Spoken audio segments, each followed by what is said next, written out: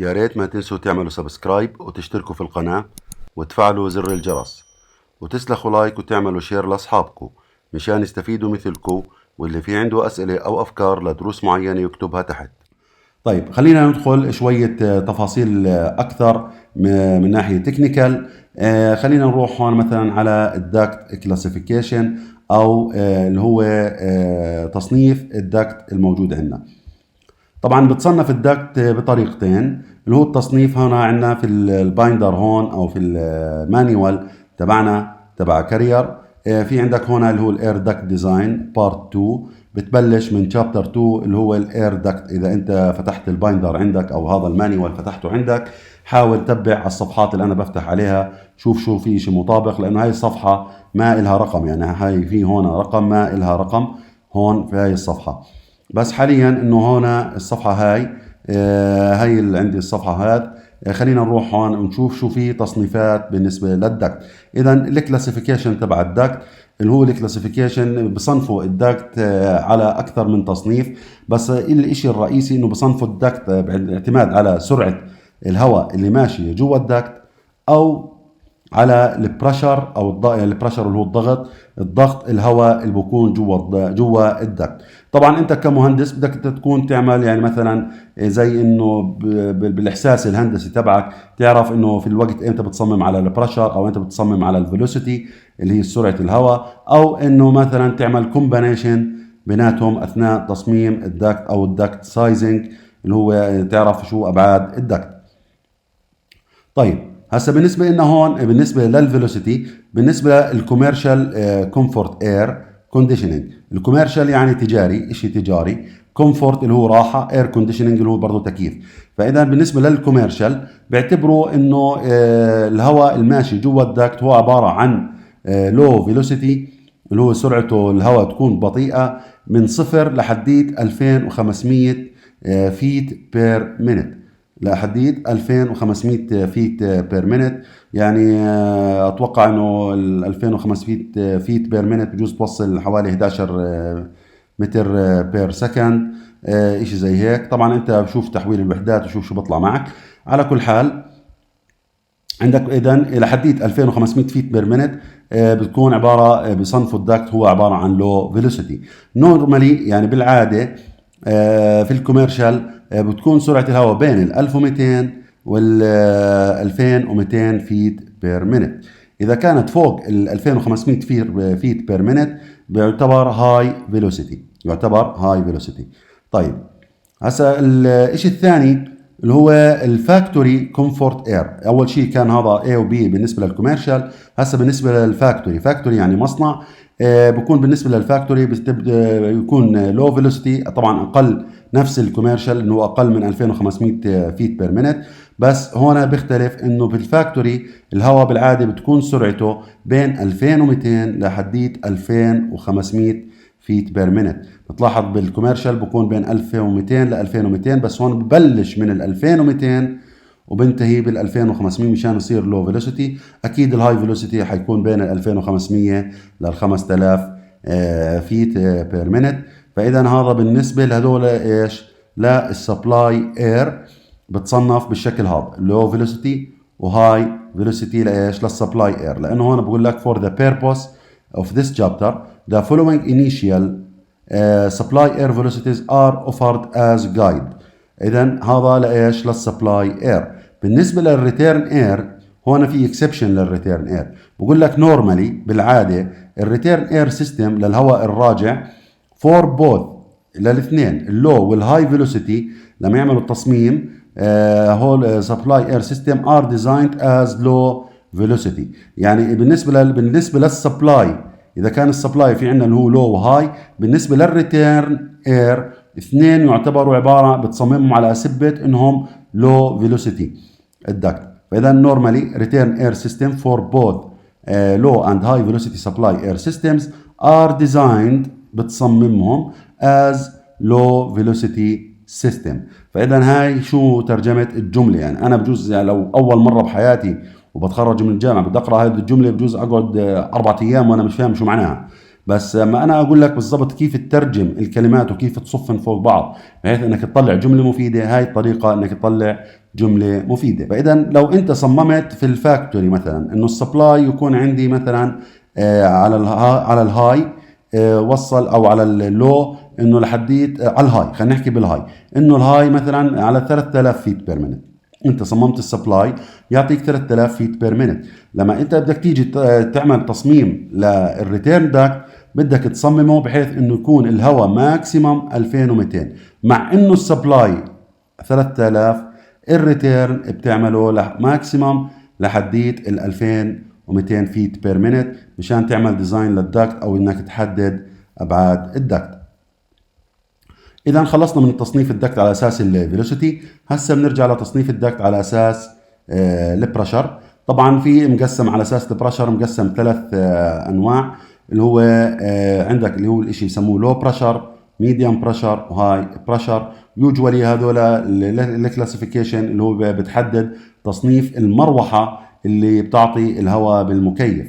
فعشان هيك شو بسموها هنا كلاس 1 فان، كلاس 2 فان، وكلاس 3 فان. فاذا بالنسبه لللو بريشر بوصل لحديت الثلاثة وثلاث ارباع انش ووتر جيج. الواحد انش ووتر جيج يساوي 250 باسكال. كل واحد انش ووتر جيج يساوي 250 باسكال.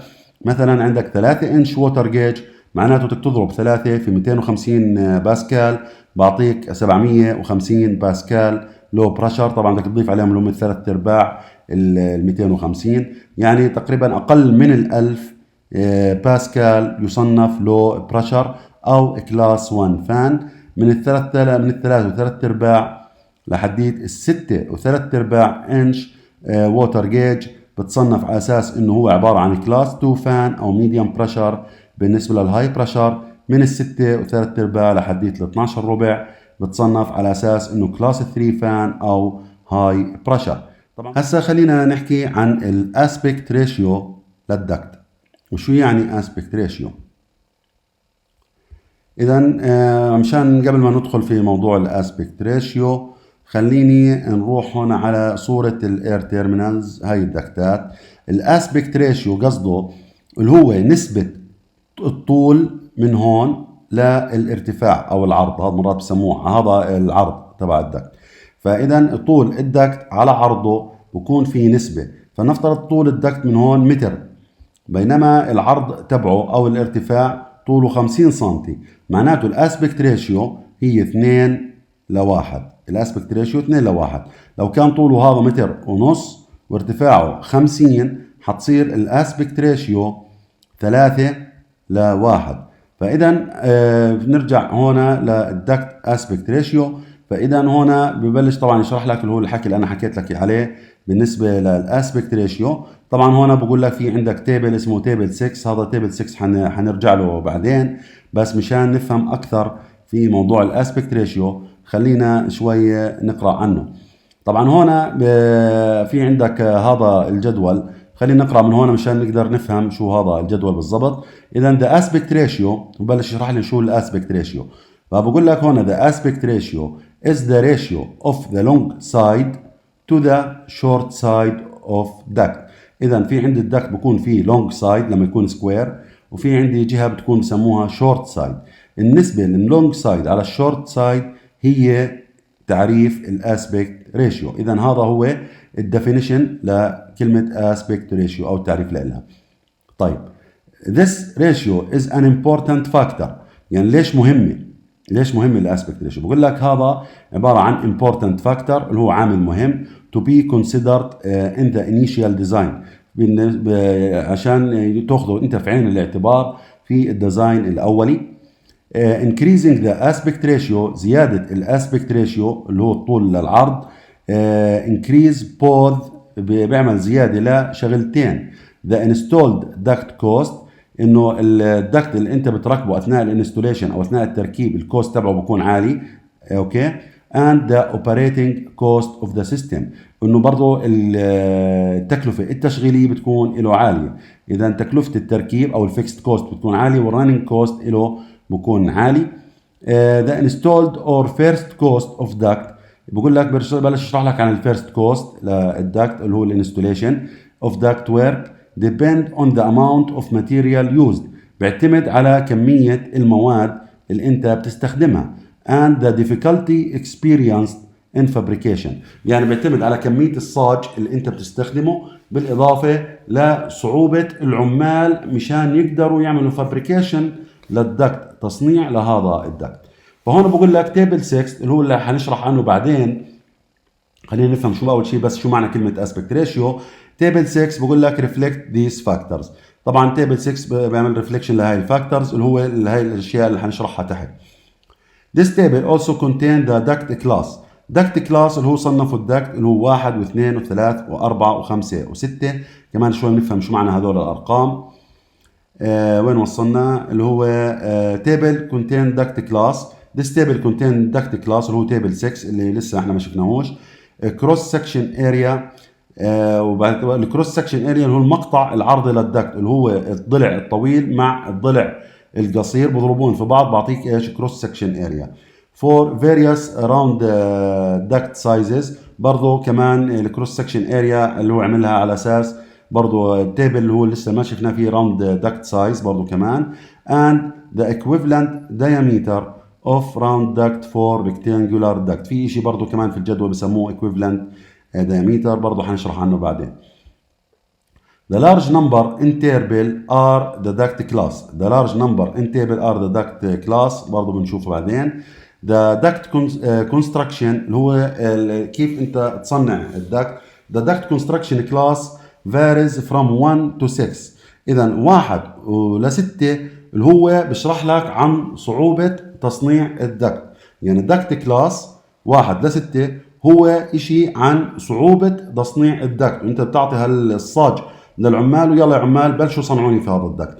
في دكت بجوز ياخذ معك على 10 متر مربع ياخذ معك بجوز ساعة مشان تعرف انت تسويه، وفي اشي مهندسين بيبعثوا دكت انه مع انه 10 متر مربع بده ساعتين من العمال مشان يصنعوا الدكت، فهذا بكون ارتفاع في الكوست صح. وبدل ما يبيعك الدكت مثلا المتر فلنفترض ب 10 دولار بصير يقول لك لا يعني هذا المتر بكلفني 15 دولار، لانه انت الدكت انت مصمم لي اياه بطريقه انه انا عمالي بتغلبوا في تصنيع هذا الدكت. هذا انت لما تحكي مع ورشه دكت اوكي. فاذا بقول لك the duct construction اللي هو عمليه تصنيع الدكت class varies from 1 to 6 and depend on the maximum duct side and semi parameter. وطبعا هم صنفوها باعتماد على الماكسيمم دكت سايد اللي هو اللونجر سايد.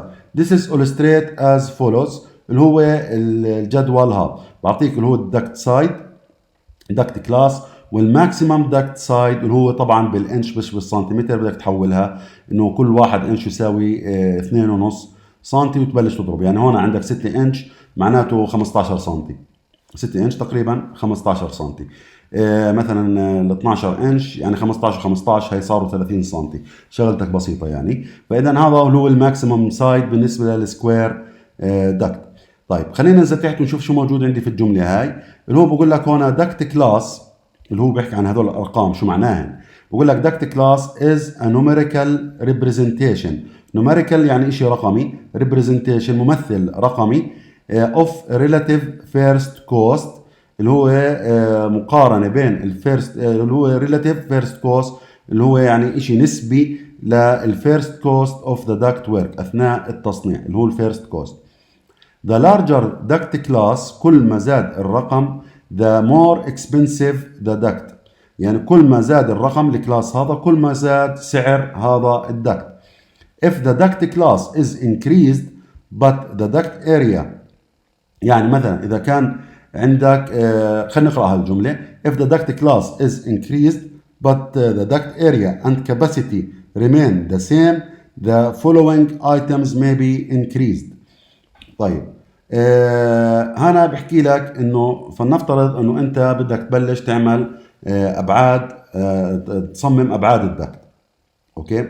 فهنا بالنسبه لتصميم ابعاد الدكت بدك تشوف شو طوله وشو عرض هذا الدكت. الحين اذا انت صممت اللي هو اطول ضلع في الدكت، فلنفترض انه انت عملت اطول ضلع في الدكت وصل تقريبا لحدية نحكي ال 46 انش. انت عملت اطول ضلع 46 انش في ارتفاع معين، وبصير انت وين؟ في كلاس 4 اذا كان طول الضلع طويل 46 انش. بينما لما انت تيجي تعمل سلايد تشينج من 46 ل 48، اوكي، لانه انت بتزيد الطول وبتقلل في الارتفاع، مع انك انت بتكون محافظ على نفس الكروس سكشن اريا، يعني نفس كميه الفلو، بس اللهم انه انت بتقلل الارتفاع وبتزيد الطول. اوكي، الطول الاطول. دخلت انت في كلاس 5، فانت شو بتساوي؟ بتطلع في جدول هو تيبل 6 حنشرح عنه اكثر، انه بتطلع انه والله يا عمي انا لما كان على 46 انش انا كنت في كلاس 4، بس لما انا عملته على 48 انش اللي هو الضلع الاطول انا دخلت في كلاس 5. هسا من 4 ل 5 انا فرقت معي انه انا الكوست تبع 5 معناته بكون عندي العمال بتغلبوا في تصنيعه اكثر. اوكي، هذا بعمليه التصنيع. طيب وشو كمان بزيد عندي؟ فاكتورز ثانيه بتزيد، انه لما انتقلت من 4 ل 5 شو زاد عندي؟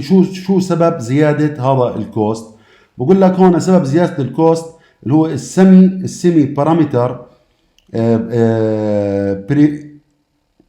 بارامتر شكلها برايميتر بيرايميتر، ما ادريش كيف تلتفظ، اللي هو خلينا نحكيها السيمي بريميتر اند داكت سيرفيس، اللي هو الداكت سيرفيس اللي هو مسطح الداكت. هذا بصير معه انكريز، يعني انت بتزيد مسطح الداكت. لما يزيد مسطح الداكت، مثلا بدل ما انت تمسك صاجه 2 متر مربع وتفصل منها داكت، بلزمك بجوز صاجه 2.5 متر مربع مشان تقدر تفصل منها الداكت، لانه بدك تصير انت بحاجه لوصلات. عشان هيك بيستخدموا في التصنيع الدكتات مرات بيستعملوا CNC ماشين مشان انت تقص الدكت بالصاجه وما تعمل ويستج في الصاجه كثير، لانه بكون في عندك في شيء بسموه ويست او ويستج في الصاج، انه انت بتيجي لما تقص الصاج مشان تفصل منه داكت، في كبب، في شيء بسموه كبب او ويستج او شيء زياده، خلص هذا بلزمكش، بدك تضطر تكبه. مثلا والله شكفه صاج عرضها 10 سم، شو بدك فيها؟ خلص بتضطر انت تكبها. فاذا انت بلزم بدل ما يلزمك 2 متر مربع شيت، بجوز يلزمك 2.5 متر مربع شيت او صاج مشان تقدر انت تفصل نفس الدكت، او انه يعطيك نفس الهدف. الويت اوف ماتيريال، انه وزن المواد.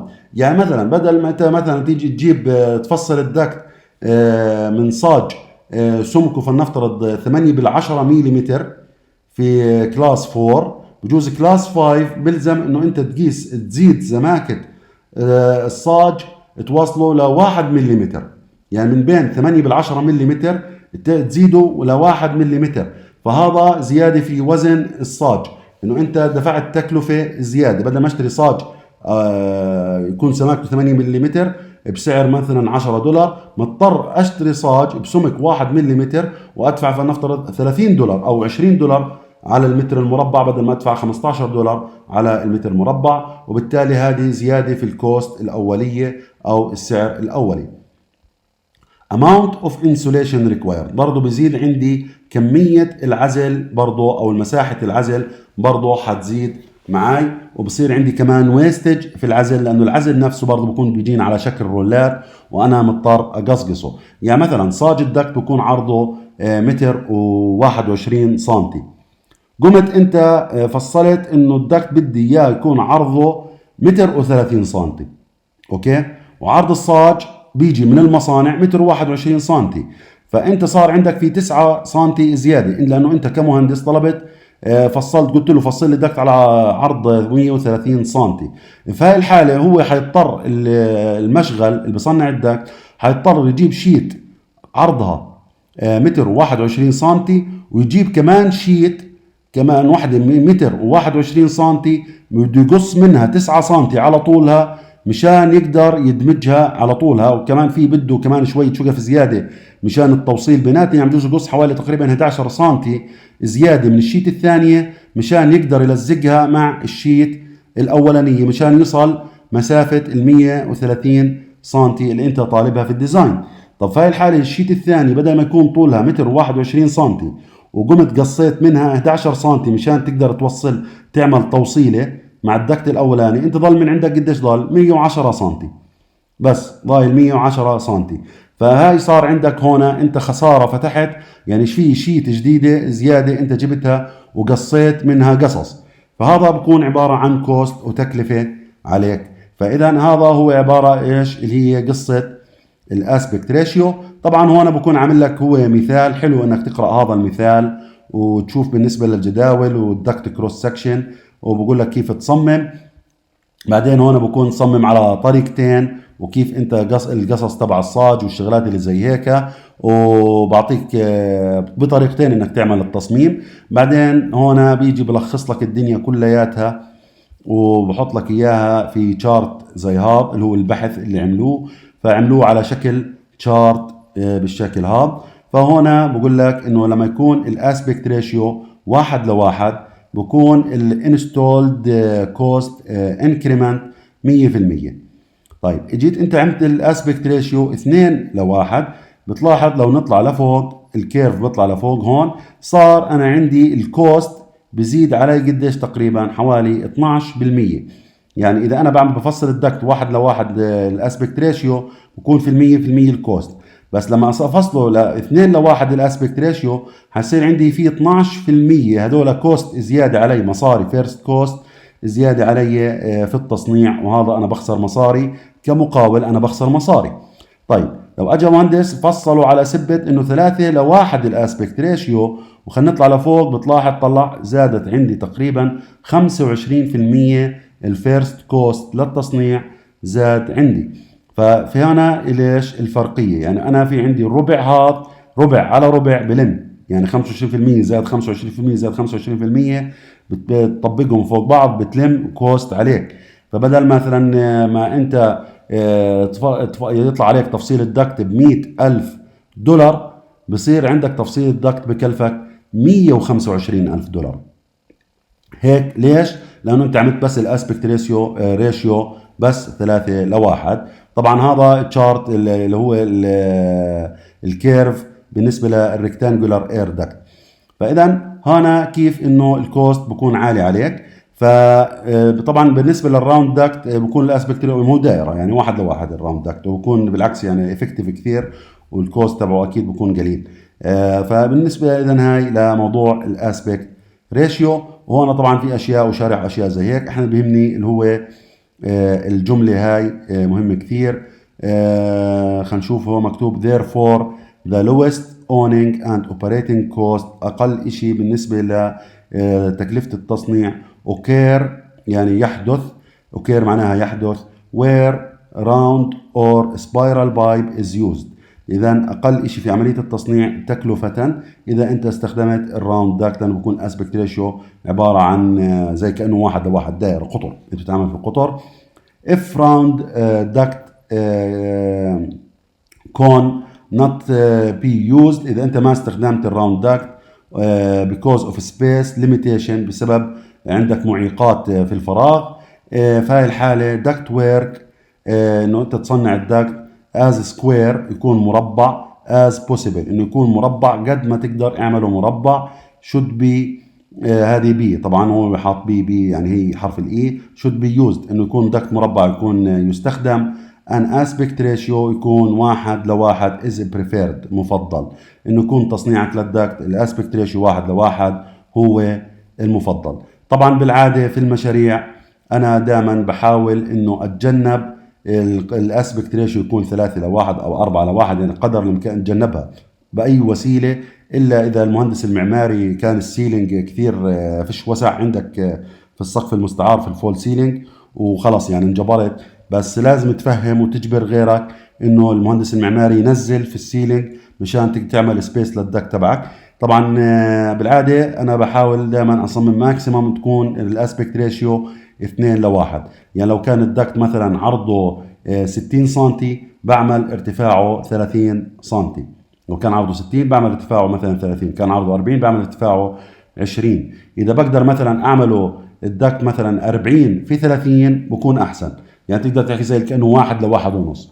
فهي الحاله برضه بكون احسن وبتسهل على الورشات عملية تصنيع الدكت. فإذا هذا الاسبكت ريشيو فاكتور كثير كثير كثير مهم أثناء تصميم الدكت. وانت كمهندس سايت انجينير لازم تكون تعرف قصة الاسبكت ريشيو، لأنه بلاش انت تطلب تعمل أبعاد للدكت بتصميم معين وتصير الناس اللي في الورشة تقعد تسب عليك وتزيد التكلفة على الشركة تبعتك. وشفنا كيف التكلفة بتزيد يعني بشكل اضطرادي. يا ريت ما تنسوا تعملوا سبسكرايب وتشتركوا في القناة وتفعلوا زر الجرس وتسلخوا لايك وتعملوا شير لأصحابكم مشان يستفيدوا مثلكم، واللي في عنده أسئلة أو أفكار لدروس معينة يكتبها تحت.